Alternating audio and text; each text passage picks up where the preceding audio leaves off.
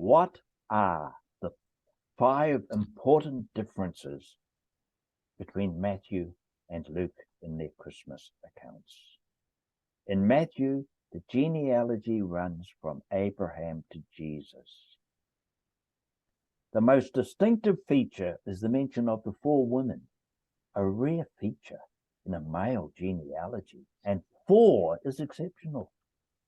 But in Luke, the genealogy, it's not even part of the infancy narrative, the Christmas story. It follows the baptism of Jesus. It goes back through a line of prophets, and Jesus is presented as the prophet in Luke.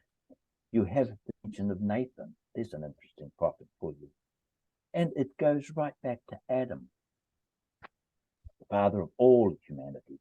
In Matthew, Joseph is the main person for the action, and he receives the dreams. In Luke, Mary is the recipient of revelation. Joseph stands by. None of the events in Matthew chapter 2 are mentioned in Luke.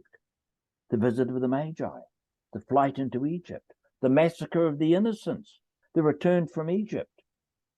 And Luke's story of John the Baptist, half of his narrative, is not even mentioned in Matthew, nor is the visit of Elizabeth, the presentation, the finding in the temple, the 3 great prayers of Magnificat, Benedictus, Nunc Dimittis. Bethlehem and Nazareth are used in different ways. And Matthew, Joseph, and Mary live in Bethlehem, the ancestral home of David and the family. The family settles in Nazareth on their return from Egypt, directed by another dream. In Luke, Mary and Joseph live in Nazareth, go to Bethlehem for the census, returning home after the presentation in the temple. And in Luke, there's no evil Herod in the background waiting to kill the child.